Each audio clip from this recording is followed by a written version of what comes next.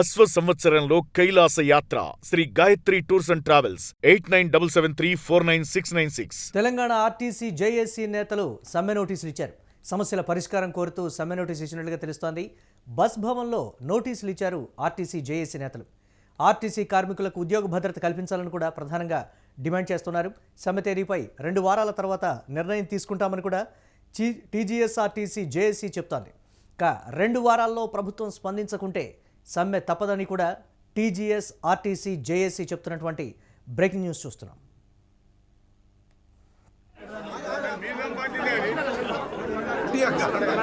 ఏమో అంటున్నారు పంపిస్తున్నారు లోపలికి కొంతమంది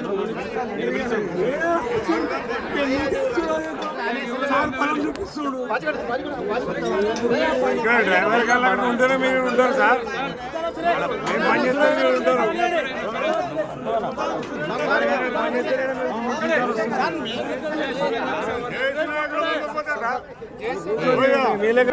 తీసుకోరు మొట్టమొదటి మీకే తీసుకుంటారు.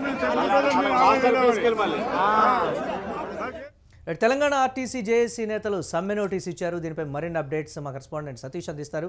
సతీష్, ప్రధానంగా ఆ నోటీసులకు సంబంధించి ఏమేం డిమాండ్లు ప్రభుత్వం ముందు ఉంచడం జరిగింది అంటే దాంట్లో ఒక ముఖ్యమైన అంశం ఆర్టీసీ కార్మికులకు ఉద్యోగ భద్రత కల్పించాలని కూడా డిమాండ్ చేస్తున్నట్లుగా కూడా తెలుస్తోంది. ఏంటి కార్మికులు ఏం చెప్తున్నారు దీని మీద? ప్రభుత్వం 2 వారాల్లో స్పందించకుంటే దీనికి సంబంధించి తీవ్ర రూపం దాలుస్తుంది అనేటువంటి ఒక మాట చెప్తున్నారు. అప్డేట్ చేయడం ఓవరాల్గా ఏం చూడాలి?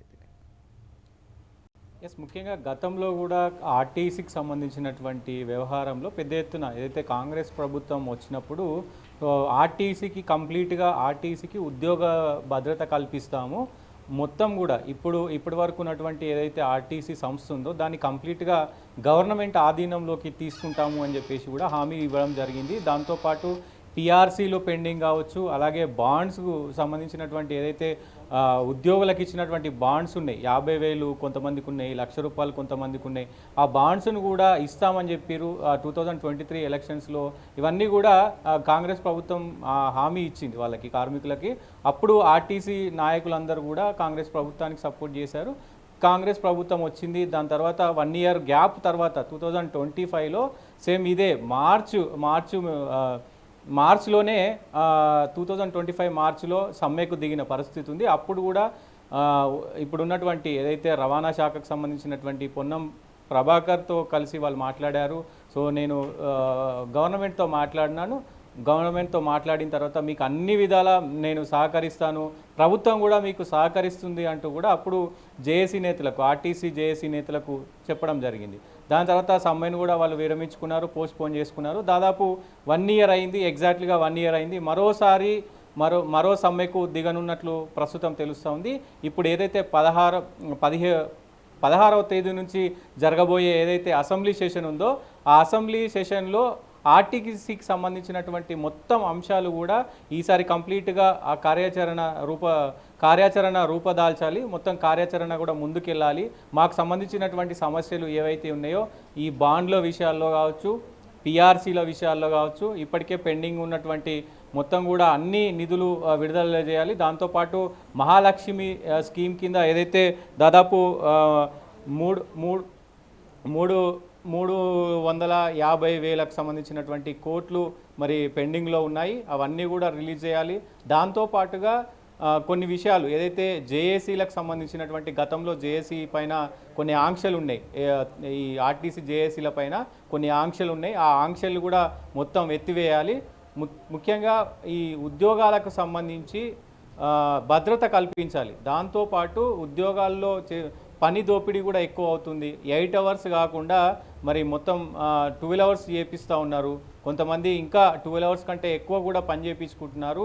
మొత్తం పెద్ద ఎత్తున భారం పడుతుంది అనేది కూడా వాళ్ళు స్పష్టంగా చేశారు. ఇప్పుడు ఒకవేళ మీరు ఈ అసెంబ్లీ సెషన్లో మాకున్నటువంటి అన్ని పనులను ఏదైతే ఆర్టీసీకి దాదాపు 2.5 సంవత్సరాల నుంచి కూడా మేము మీ ముందు పెట్టినటువంటి డిమాండ్లు ఏవైతే ఉన్నాయో అవన్నీ కూడా ఈ అసెంబ్లీ సెషన్లో పరిష్కరించాలంటూ వాళ్ళు మరోసారి ప్రభుత్వం ఉన్నటువంటి ఆర్థిక పరిస్థితుల్లో సతీష్ ఇవన్నీ కూడా సాధ్యమవుతాయా? సరే, పెండింగ్లో ఉన్నటువంటి అంశాలకు సంబంధించి కరెక్టే, ఇప్పటికే ఆర్టీసీకి ప్రభుత్వం చాలా వరకు చెల్లించాల్సినటువంటి అంశాలు ఉన్నాయి. కానీ ఇప్పటికిప్పుడు ఈ డిమాండ్ పెట్టినంత మాత్రాన వెంటనే కూడా స్పందించేటువంటి పరిస్థితి లేదు. ఇది సాధ్యం కానటువంటి అంటే ప్రస్తుతం సాధ్యం కానటువంటి పరిస్థితి ఉంది. దీనికి సంబంధించి విడతల వారీగా ఏదైనా కావాలంటే చూద్దాం, కానీ ఏకబిగిన మొత్తం రావాలి అని అంటే వచ్చేటువంటి పరిస్థితులు లేవని కూడా ప్రభుత్వం నుంచి కొంతమంది అధికారులు క్లారిటీగా చెప్తున్నటువంటి పరిస్థితి, నోటీసులు ఇవ్వగానే ఇమీడియట్గా.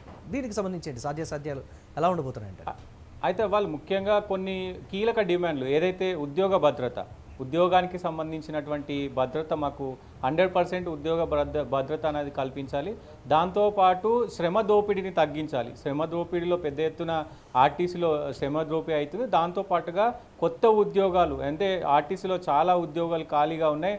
దాదాపు కొన్ని సంవత్సరాలుగా కూడా మరి ఆర్టీసీలో ఉద్యోగులను అసలు తీసుకోవట్లేరు అంటూ కూడా వాళ్ళు వ్యాపోతున్న పరిస్థితి కనబడుతూ ఉంది. దానికి సంబంధించి ఇంకా ఎందుకంటే దాదాపు చాలామంది రిటైర్ అవుతూ ఉన్నారు. ఆ రిటైర్ అయిన వాళ్ళకి కొంత బాండ్ ఇచ్చే అవకాశం ఏదైతే బాండ్ ఇచ్చినారో సో ఆ బాండ్స్ ఇచ్చే పరిస్థితి ఉంది. సో ముఖ్యంగా ఆ బాండ్స్ ఇవ్వాలి, పిఆర్సీలు ఇవ్వాలి. ప్రధానంగా బాండ్స్ పిఆర్సీలే ప్రధాన ఎజెండా. దాంతోపాటు ఏదైతే ఈ సంస్థను ఆర్టీసీ సంస్థను కంప్లీట్ ప్రభుత్వంలోకి తీసుకోవాలి, అంటే గవర్నమెంట్లోకి తీసుకొని గవర్నమెంట్ భద్రత కల్పించాలనేది వీళ్ళ ప్రధాన డిమాండ్లు ఉన్నాయి.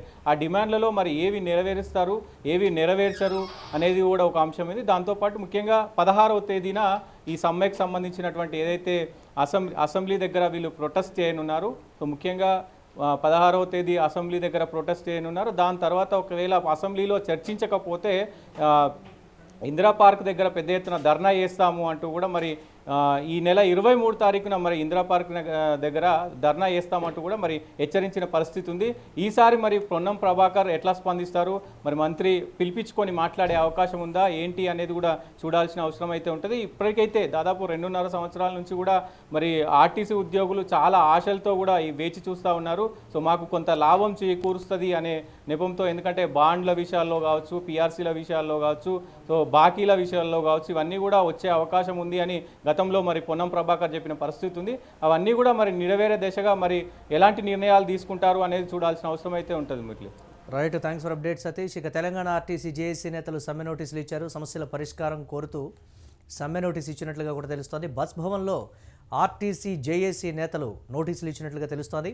ఆర్టీసీ కార్మికులకు ఉద్యోగ భద్రత కల్పించాలని ప్రధానంగా వారు డిమాండ్ చేస్తున్నటువంటి అంశం. ఇక సమ్మె తేదీపై 2 వారాల తర్వాత నిర్ణయం తీసుకుంటామని కూడా జేఏసీ నేతలు చెప్తున్నారు. 2 వారాల్లో ప్రభుత్వం స్పందించకుంటే సమ్మె తప్పదంటూ కూడా టీజీఎస్ఆర్టీసీ జేఏసీ నేతలు చెప్తున్నటువంటి